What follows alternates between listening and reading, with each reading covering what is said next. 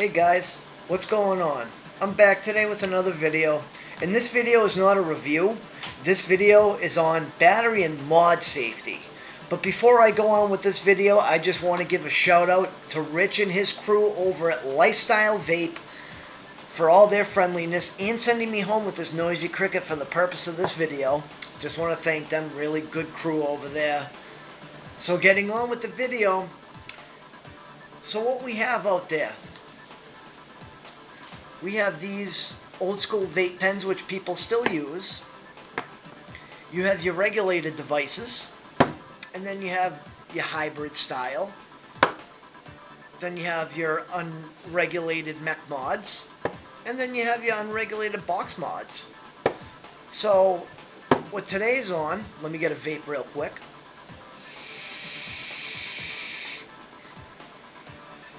So today what I'm focusing on is I'm focusing on the unregulated devices today and batteries.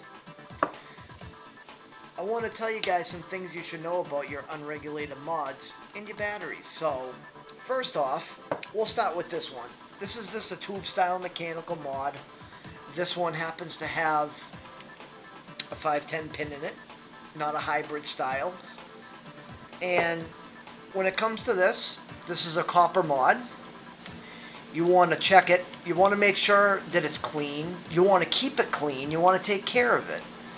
You want to make sure your connections are clean, your switch is clean, and you want to make sure you have good batteries in it. And also when you build on one of these, say it's a single battery usually, so you want to make sure that the battery you're using, that you know the battery. Now this isn't the battery I'm using, this is just an example. Say for example that you have an MXJO that is an IMR 18650, a 3000 mAh milliamp hours, 3.7 volts, 35 amp. So if you're using a 35 amp battery, you want to make sure you build you want to make sure you build with a resistance that doesn't exceed 35 amps. And in order to do that, we have something called the Ohm's law. And what the Ohm's law is that it states that it's the current through a conductor between 2 points is directly proportional to the voltage across the 2 points. So basically what that's saying is, if you have a 35 amp battery, you don't want to draw more than 35 amps, because what's going to happen is it's going to put that battery under pressure. The battery's not going to last as long. The battery's going to get hot. It could possibly vent and possibly explode. So they have an Ohm's calculator, an Ohm's law calculator, which you put in your voltage that you're running at. Like this is a 3.7 volt. You want to run within that range, 3.7 volts. You want to try to make a build within that range. So what the calculator does is you put in the resistance you have or that you want to build with, and it'll calculate the volts and it'll calculate everything. What I'll do is I will have a link in my description below with an Ohm's law calculator, so you guys get to see what one is. But that's how you do with a tube mod like this. Very simple. And if you have a 0.1 build on there at 3.7 volts, more than likely that's probably going to be more than 35 amps. That will probably maybe be around 40. I mean, I've done it before, like the math, and it came out to be that. So when I build on tube mods, I don't go below 0.15. I know some people go crazy, like below 0.1, like 0.09, 0.05, 0.000, or 0.000. No, I don't think so, but you get my point. Me personally, I don't like to go below 0.15. And when I'm using a mechanical mod, I like to use an ohm meter, or I can just use an unregulated device. So this right here, guys, is an Ohm's law reader, and all you do is you screw the device on, and it should read its resistance. As you can see, it's reading 0.39. So what I like to do with it is I like to go in and make sure everything is tight and it remains 0.39, because you don't want your resistance jumping around on an unregulated device. And that goes for anything, not just the tube mod. That goes for all these other ones, which I'm going to be talking about. So the next thing I want to talk about is I want to talk about unregulated box mods. Now, unregulated box mods, they have various different styles on the way the batteries are, like dual parallel, triple parallel, series. And what that is just different power running through the batteries. So what I'll tell you is this one right here happens to be ran in series. And what series is you have power running through the two batteries, and say you have two 3 volt batteries, you're going to get 6 volts, but you're only going to get, say it's a 2500 mAh battery, you're only going to get 2500 milliamp hours, and say it's like the 20 amps, you're only going to get 20 amps. So with a series, when you do builds, you don't want to build below 0.3. Some people can go as low as 0.25. I've done it before, but I would say to be safe, 0.3 and above, because if you build any lower than that, what's going to happen is when you pulse your coils, they're going to melt because it's so powerful, because you're running 6 volts if you had 2 3-volt batteries in there. So what dual parallel is it's giving you more headspace to run the continuous amperage. And say you have two 3-volt 2500 mAh 30 amp batteries, right? You're still going to get the 3 volts, but you're going to double your milliamp hours and you're going to double your amps. So say you have that, you're going to get 5,000 milliamp hours and then 60 amps if you're using a 2500 milliamp hour battery at 30 amps. You're going to get double that. So that gives a builder a chance to build like 0.5 and below. Like you can do low builds, 0.1 and below. But still, you got to be careful with them, because a lot of the unregulated box mods don't have protection in them. So you still want to be rather safe. You still don't want to really go below 0.1 or 0.15.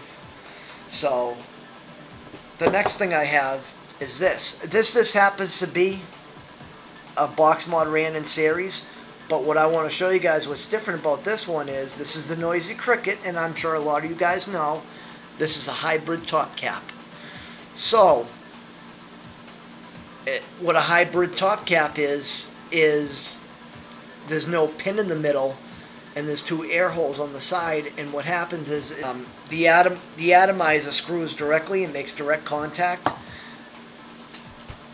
On an Addy, your pin in the middle is a positive, and your threading around it is negative.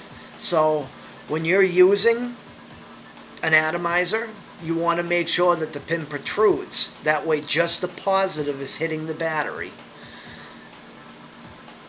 A dangerous duo is a sub-ohm tank, or any tank with pre-made coils, and a hybrid. That is a very, very dangerous duo right there. What happens is most sub-ohm tanks, or tanks with pre-made coils, usually have a non-adjustable pin that sits flush, usually with the negative threading, and that's very, very unsafe. So when you're using hybrid top caps, you want to make sure that you're mainly using RDAs, because they usually have an adjustable pin and the pins usually protrude. And nowadays there are some like RTAs and RDTAs with the protruding pin that are made for hybrids, but never ever ever use a tank with pre-made coils that you have to screw in, which is a sub-ohm tank. Never ever use one of those. Even if you have one of these, like nowadays a lot of the sub-ohm tanks, they're coming out with protruding pins. Like this is the Smock TFE8, and the pin does protrude, but I still don't feel like, if I were me, which I am me, I do not feel safe using this on a hybrid, so I would not use it, and I would not recommend it. Stick with your rebuildables when it comes to using hybrid mech mods. So next I want to talk about batteries. If you look at these 2 batteries here, you see on the top that there is no insulation and the wrapper's torn. Very dangerous. These batteries are no good. If you have batteries like this, either dispose of them or rewrap them, because you can rewrap them and they'll be good again as long as everything's covered and nothing's torn. Because what happens here is the whole battery is negative, except for that middle piece right there. That's positive. So what happens is when something hits the negative and positive, kind of like, say you had a tank that had negative and positive that sat flush, and it hit that, it would start arcing, which could cause a lot of danger. Could cause the battery to vent or cause an explosion or anything else in there. So you want to make sure when you have your batteries, you want to make sure that you either rewrap them if they look like this, or you dispose of them. Also, one other thing before I leave. When you're carrying batteries around, extra batteries for when your mods die, you want to always make sure you're carrying them in some sort of case.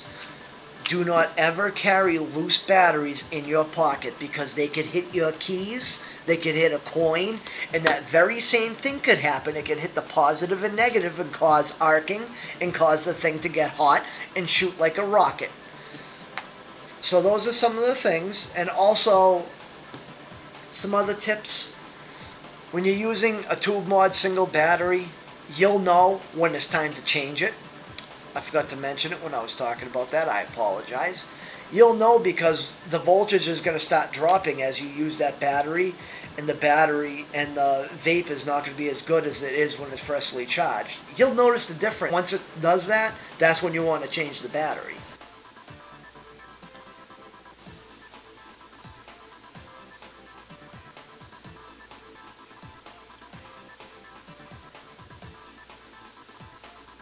And that's when you want to carry extra batteries in a case like this.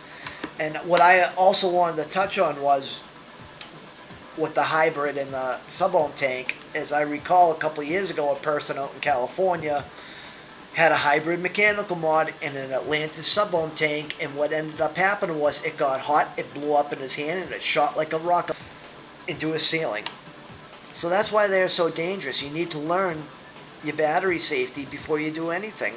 And I'm talking about this a lot of the times because vape shops aren't allowed to give out information anymore, and people online, they might see something like this and be like, ooh, that's a nice mod, nice and cheap, it doesn't cost a lot, not realizing what a hybrid top cap is. And then they might go out and get the Smock TFV8 because they think it's nice, have it as a setup, and then have problems with it. So make sure, guys, before you get these devices, make sure you learn your battery and mod safety. That does it for me, guys. Alright, I'll catch you next time with another video. Until then, please like, subscribe, share, and comment. I'd like to hear your feedback. Until next time, guys, vape on.